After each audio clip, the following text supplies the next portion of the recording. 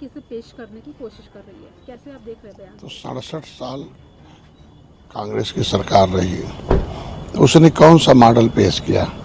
आखिर कुछ तो करना चाहिए ना।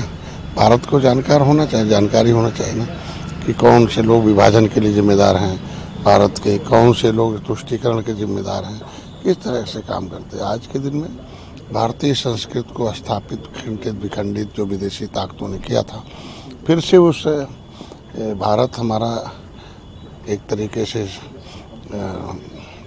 परंपराओं का और आस्थाओं का, भारतीय संस्कृति का एक विरासत है। उस विरासत पर हमला हुए थे विदेशी को।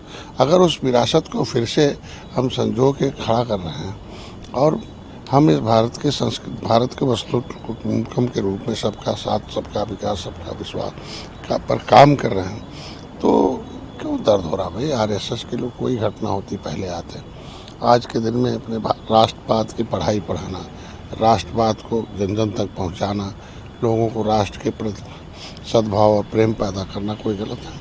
ये लोगों का काम ही है कि सब लोग, क्योंकि एक विशेष वर्गों के वोट से लोग सत्ता में रहते थे, अब उन वर्ग के लोग भी समझ गए कि भाई हम ही भारत के नागरिक हैं, हम लोगों ने भले धर्म बदल लिया।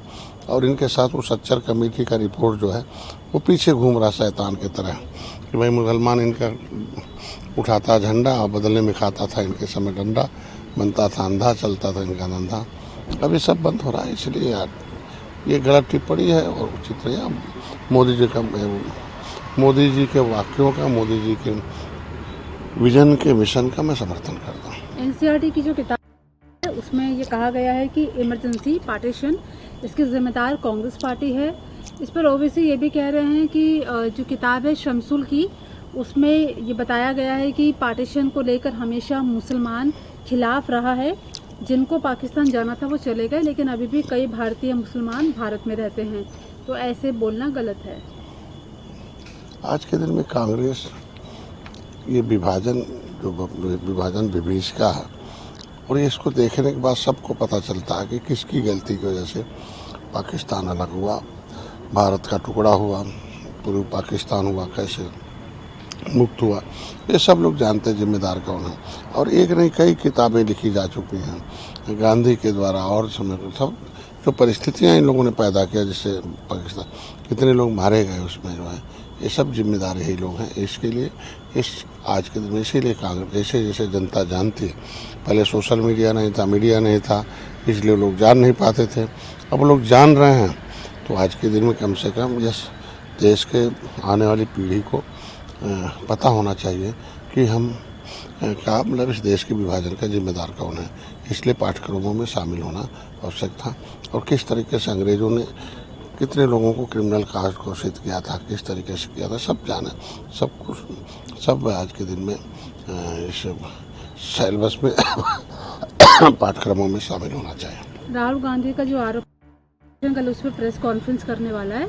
राहुल गांधी का जो क्लेम है कि वोट चोरी हो रहा है महाराष्ट्र में, बिहार में, तो अब इलेक्शन कमीशन उसमें प्रेस कॉन्फ्रेंस करके जवाब देगा राहुल गांधी को। भाई कानून तो इन्हीं के समय बना है। अगर कमीशन, देखो कोई भी विभाग जो होता है वो अधिनियम से चलता है, अधिनियम में उन्हें व्यवस्था दी जाती है अधिसूचना जारी करने का। तो अधिनियम अधिसूचना तो इन्हीं समय के समय जारी हुआ था। तो आज के दिन में हमारी सरकार ने तो कुछ नई कोई नियम बनाया नहीं। तो आज के दिन में इस तरह का आरोप प्रत्यारोप उचित नहीं है। मैं ज़रूर चुनाव आयोग से अपील करूंगा कि जिन जातियों ने देश की लड़ाई लड़ी, क्रिमिनल कास्ट से घोषित थे, ऐसे 578 जातियाँ पूरे देश में हैं, जिनके पास झोपड़ी में, पाइपलाइन, पॉलीथीन में है, जो एक क्रिमिनल कास्ट से गुजरे लोग हैं। Criminal type site inquiry committee जनता समन्वय की रिपोर्ट के अनुसार ऐसी जातियों की व्यवस्था दी जाए और वो वोट से वंचित न रहें, वो असली राष्ट्रवादी लोग हैं। इसके बाद सवाल है, अखिलेश यादव ने भारत के जो लोग हैं वो इलेक्शन कमीशन से सेटिस्फाइड नहीं है।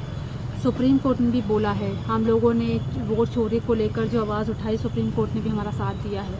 तो इलेक्शन कमीशन पर भी अगर ईमानदारी से काम किया जाए तो कुछ हो सके। देखिए पुराने नियम हैं। आज के दिन में जो भी है, इलेक्शन कमीशन एक स्वतंत्र एजेंसी है, उसमें राजनीति नहीं होना चाहिए। जो भी सुझाव हो, जो भी कमियाँ हो, क्योंकि विधायिका, कार्यपालिका, न्यायपालिका और मीडिया, ये चारों का सामंजस्य है। जो भी कहीं गैर संवैधानिक काम होता, मीडिया ट्रायल में लाता है और संविधान सम्मत न्यायपालिका उसे ट्रायल में लेता है, फैसले सुनाते। इस मामले का जो मामला सुप्रीम कोर्ट पे, उससे राजनीति नहीं होनी चाहिए।